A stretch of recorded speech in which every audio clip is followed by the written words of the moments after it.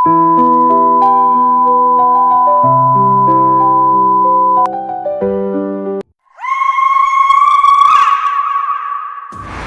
के जाने माने रईस हीराचंद और उनकी पत्नी सुजाता की चमचमाती महंगी कार बंगाल की एक पुरानी बस्ती की सुनसान गली में एक बेरौनक से पुराने मकान के बाहर आकर रुकती है।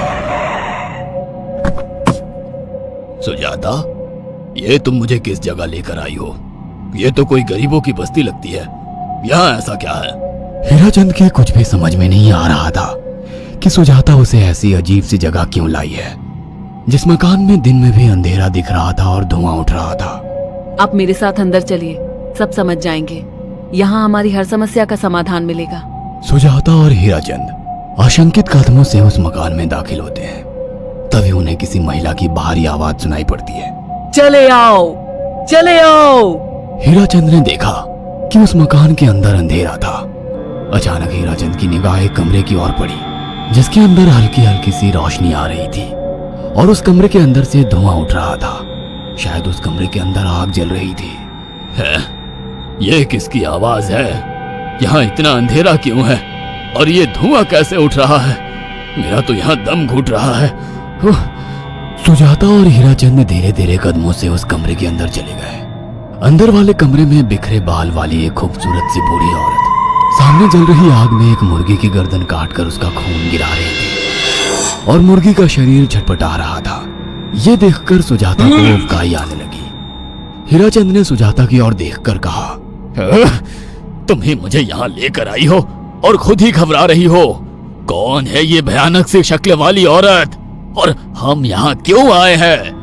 अचानक उस औरत ने एक झटके में मुर्गे की गर्दन धड़ से अलग कर दी। ये देखकर सुजाता के मुंह से चीख निकल गई और सेठ हीराचंद भी सहम गया।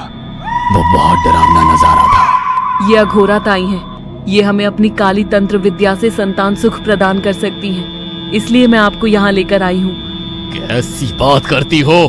जहाँ बड़े से बड़े डॉक्टर सफल नहीं हुए, वहाँ ये मामूली औरत क्या कर लेगी? हीराचंद की बात सुनकर अघोरी ताई ने गुस्से से हीराचंद की ओर देखकर कहा, नादान हीराचंद, काली विद्या में इतनी शक्ति है कि मरे को भी जिंदा कर दे। संतान पैदा कराना कौन सा मुश्किल है? तुम्हें मेरा नाम कैसे पता?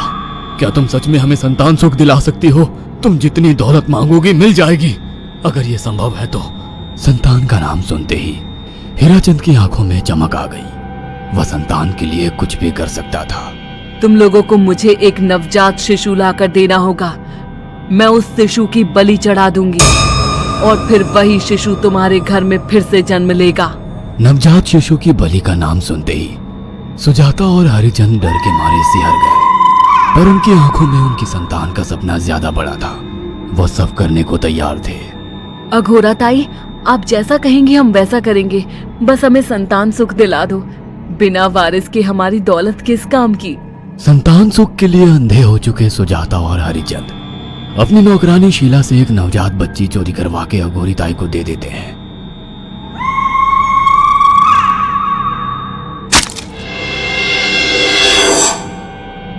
उस शिशु की बलि से सुजाता गर्भवती हो जाती है। देखा आपने अघोरा की तंत्र शक्ति? मुझे उस पर पूरा भरोसा था। चलो चलकर उन्हें धन्यवाद कहते हैं।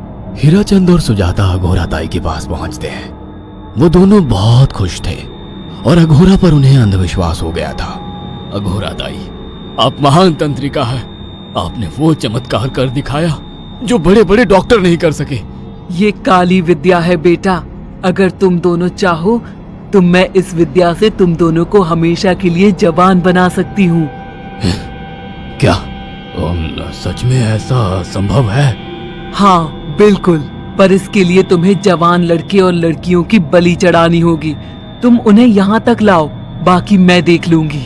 जवान रहने की लालच में अंधे सुजाता और हरिचंद एक अनाथ आश्रमों से हर रोज एक लड़की या लड़के को गोद लेने के बहाने अघोरी के पास बलि चढ़ाने ले जाने लगे। और एक दिन अघोरी ताई ने हीराचंद और सुजाता से इंसानी मांस खाने को कहा। पूरी तरह से इंसान से हैवान बन चुके अब वो दोनों इंसानी मांस खाने के लिए तैयार भी हो गए। ये गर्म खून और मांस खाकर तुम लोगों की उम्र भी बढ़ जाएगी। खाओ इसे। हाँ, सच में ये इंसानी मांस बड़ा स्वादिष्ट है। अघोरा ने अपनी बातों में फंसाकर सुजाता और हरिचंद को नरभक्षी बना दिया था। वो तीनों हर दिन बलि चढ़ाकर खून पीकर मांस खाने लगे। नौकरानी शीला भी नए शिकार लाने में उनकी मदद करती थी, मगर एक दिन शीला को शिकार नहीं मिला। मेम साहब, आज एक भी शिकार हाथ नहीं लगा और मैं बहुत थक गई हूँ और घर जाकर थोड़ा आराम करना चाहती हूँ। कोई बात नहीं शीला, एक छोटा सा काम है, तुम हमारे साथ चलो, लौटते में हम तुम्हें घर छोड़ देंगे। जी मेम साहब। शीला नहीं जानती थी कि शिकार नहीं मिलने से सुजाता और हरिचंद अंदर से बौखला गए थे और उनके दिमाग में एक शैतानी चाल चल रही थी। सुजाता, ये बेहोशी की दवा है। शीला के कार में बैठते ही तुम उसे सुंघा देना। आज हमें इसी की बलि देनी होगी। इसने हमारे यहाँ का बहुत खाना खाया, अब हम लोग इसे खाएंगे।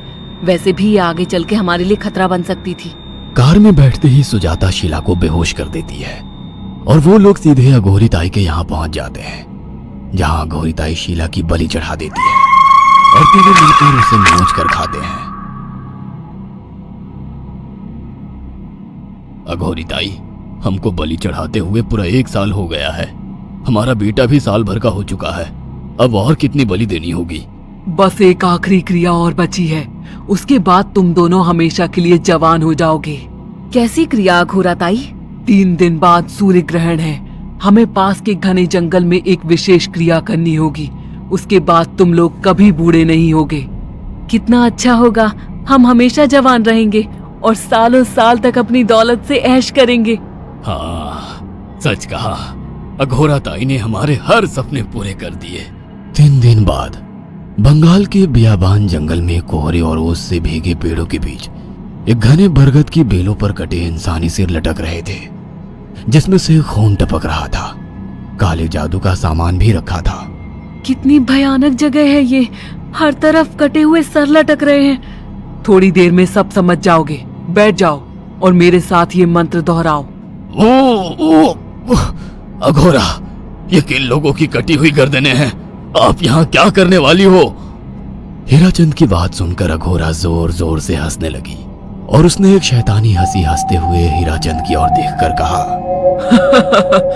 तुम जैसे ही लोगों ने अपनी इच्छाओं को पूरा करने के लिए इन लोगों की बलि चढ़वाई है और फायदा उठाया है। अब तुम दोनों आंखें बंद करके यहाँ बैठ जाओ और मेरे साथ मंत्रों को दोहराते जाओ। अघोरा ने सुजाता और हरिचंद को वशीकरण मंत्र और काले जादू के इस्तेमाल से सम्मोहित कर दिया और देखते ही देखते वो एक भयानक डायन में बदल गई और चीखती हुई बोली, अब मैं तुम दोनों की बलि चढ़ाकर अमर हो जाऊंगी, क्योंकि तुम लोगों ने 100 लोगों की बलि का खून पिया है।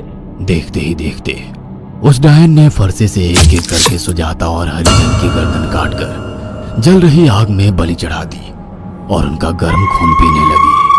जब तक तुम जैसे मूर्ख और लालची लोग अपने फायदे के लिए दूसरों को मेरे पास लाते रहेंगे, मैं उनका फायदा उठाकर ऐसे ही उनकी बलि चढ़ाती रहूंगी।